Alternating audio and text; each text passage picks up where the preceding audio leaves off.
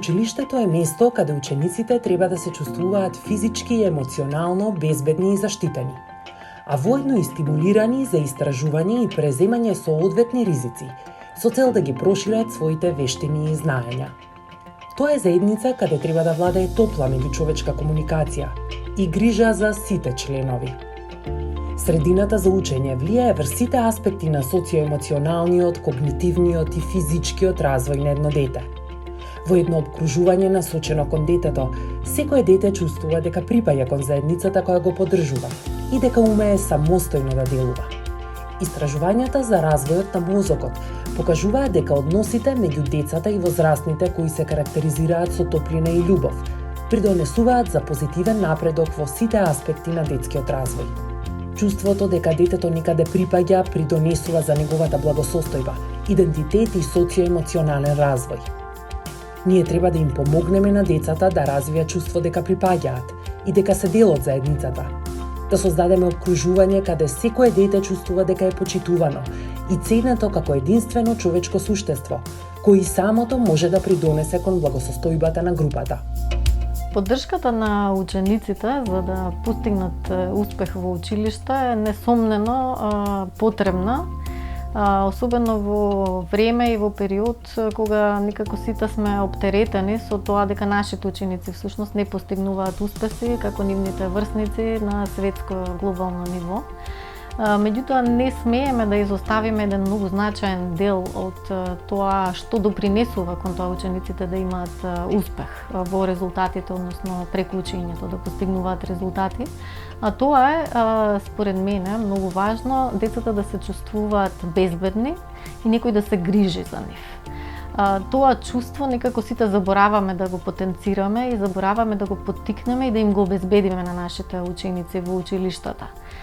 Не е дека наставниците или сите вклучени во образовните процеси не го размислувале ова, туку едноставно затоа што сме некако преокупирани со другите така наречени поважни работи. Меѓутоа, доста голем број на истражувања потврдува дека за да може успешно да учи, еден ученик потребно му е да се чувствува добро, да има голема самодоверба, да биде отворен за нови идеи и да биде среќен. Јас, за жал, она што го забележувам кога поминуваме покрај училишните дворови е дека се помалку се слуша смеа, се повеќе се слушаат навреди, повишени тонови, дали од страна на учениците, дали од страна на возрастните и слично. Сметам дека интервенциите на тоа ниво, значи учениците да се чувствуваат безбедни, сакани и среќни во училиштата, треба да ни биде еден од приоритетите, се со цел да се обидеме да постигнеме и подобри резултати и во учењето. И не мислам дека за ова да се постигне треба да има некакви, не знам какви интервенции од кои што ќе бидат скапи или ќе изискуваат многу ресурси. Меѓутоа треба да имаме свест за тоа дека важноста на менталното здравје на нашите ученици е многу голема и дека треба отворено да зборуваме за проблемите и предизвиците со кои што се соочуваат нашите ученици. Бидејќи имаме ученици кои што, например, се плашат од првиот училишен ден или се плашат од одреден наставник или не го научиле доволно материјалот и едноставно не им е денот за да се појават во училиште и да се покажат во најдобро светло. Меѓутоа, доколку тие научат дека можат слободно да го кажат, тоа еве денес не се чувствувам среќно, денес сум тажен или денес сум луд затоа што не успеав да ги завршам обврските, дека ќе оди многу полесно и процесот на учење.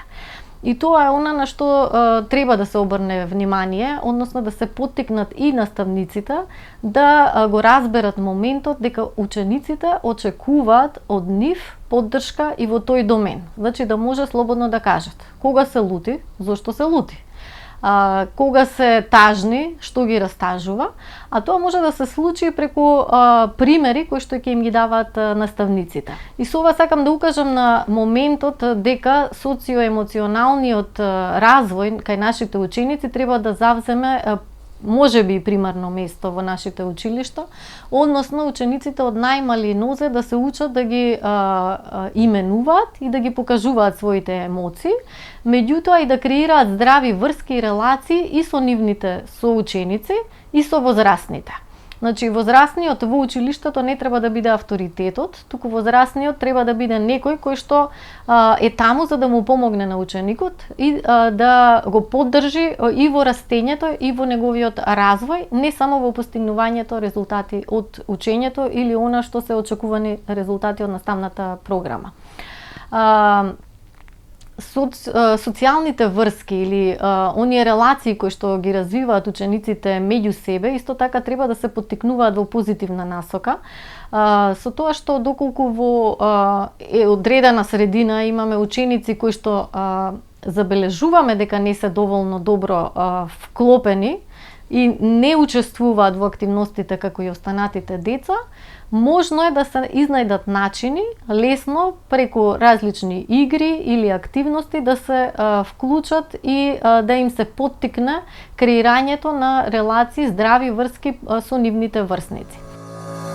Во современите демократски училишта кај учениците треба да се развива позитивна слика за себе и свест за другите како предуслов за развој на емпатија и социјални вештини.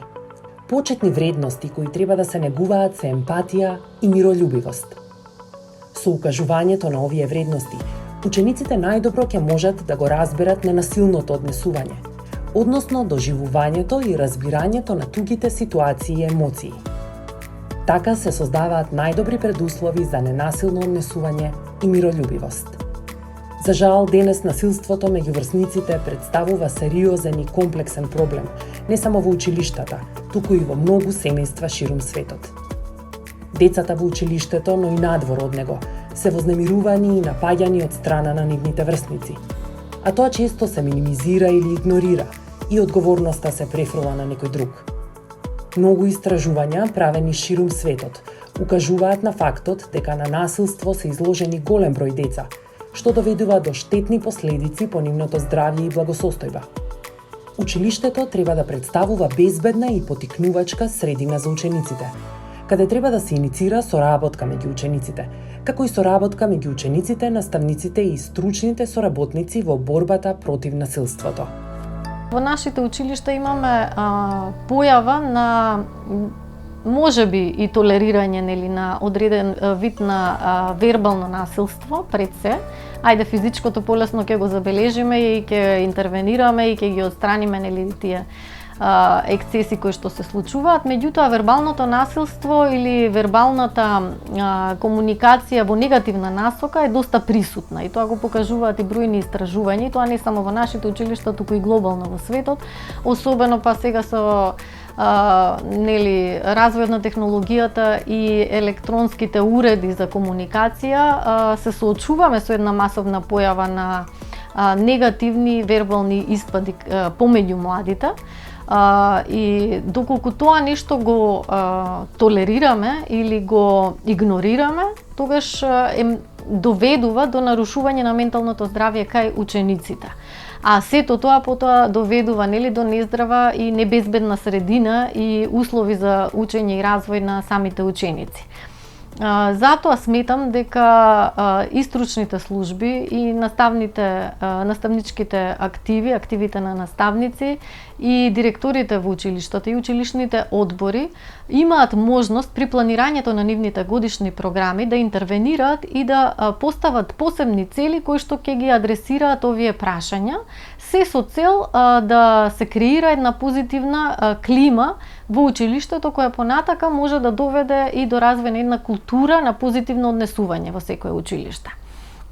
Значи со тоа ние всушност во училиштата ќе развиеме на култура на ненасилство, култура на развој на емоционална интелигенција, култура на отворена комуникација помеѓу сите учесници во образовните процеси, развој на здрави меѓусебни односи и врски, здрав раст и развој на учениците, меѓутоа и промени во позитивна насока, и со тоа верувам дека ќе се постигнати позитивни резултати во однос на исходите или очекувањата во однос на резултатите од учењето или реализација на наставната програма.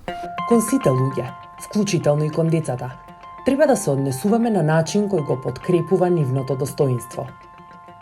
Децата умеат самостојно да делуваат, што значи дека од самото раѓање имаат способност да делуваат и да прават избор и да играат активна улога во сопственото учење. Тие не се празни табли или садови кои возрастните треба да ги наполнат со знаење. Иако е важно возрастните да ги насочуваат децата за да станат функционални членови на општеството, исто така е важно да сватиме дека целта на образованието не е да ги контролираме децата, туку на секое дете да му овозможиме да го оствари својот потенцијал.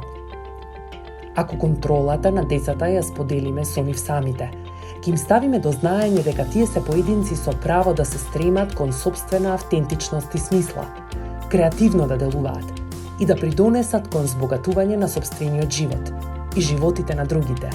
Особено е важно за учениците кои што немаат доволно добри услови за раст и живење во нивните домови, училиштето да представува средината во која што тие ќе почувствуваат одредена благосостојба, односно ќе имаат чиста вода за пиење, ќе имаат хигиенски средства, ќе имаат затоплување кое што го немаат во домот. И тоа се делови од таа физичка средина или физичко обкружување, кое што исто така се значајни да бидат обсервирани од страна на возрастните учесници во образовниот процес, бидејќи доколку некој ги нема и тие услови дома, не може да очекуваме дека ќе постигнува успеси во училиште, а тоа секако влијае на нивната тага, на нивната разочараност, на нивното ниско ниво на самодоверба. Меѓутоа, за да им помогнеме уште повеќе, ние треба да се потрудиме и во тие градење на здрави релации или врски со нивните соученици и затоа емпатијата или поддршката и помошта меѓу врсници е исто така важно да се поттикне, бидејќи не секогаш и сите ученици имаат здрави релации развиени во домашната средина, па позитивните примери од училиште ќе им помогнат за да се развијат во поздрави личности како возрастни. А исто така нема да страда и нивното физичко здравје, затоа што секој предизвик во менталното здравје може да доведе до одредени нарушувања и во нивното физичко здравје и понатака компликации во животот. Во препораките објавени во документот Принципи и насоки за јакнење на социјалната димензија на високото образование, на Европската област за високо образование и Болонскиот процес, се вели дека јавните власти треба да имаат политики кои ќе им овозможат на високообразовните институции да обезбедат ефективно советување и насоки за потенцијалните и запишаните студенти, со цел да го прошират нивниот пристап до студирање и завршување на високообразовните студии. Овие услуги треба да бидат кохерентни низ целиот образовен систем, со посебен осврт на транзициите помеѓу различните образовни нивоа, образовните институции и на пазарот на трудот. Исто така се вели дека посебно внимание треба да се насочи кон студентите со физички и психолошки здравствени предизвици. Овие студенти треба да имаат пристап до професионална поддршка за да се обезбеди нивниот успех и завршувањето на високообразовните студии. Посебен фокус треба да се стави на спречување на психолошките предизвици предизвикани од организацијата на студирањето и условите за живот на студентите. Јавните власти исто така треба да размислат за формирање институции од типот на студентски правобранител, кои ќе имаат капацитет и знаење да посредуваат во какви било конфликти, особено поврзани со прашањата за правичност, што може да се појават при пристапот до високото образование.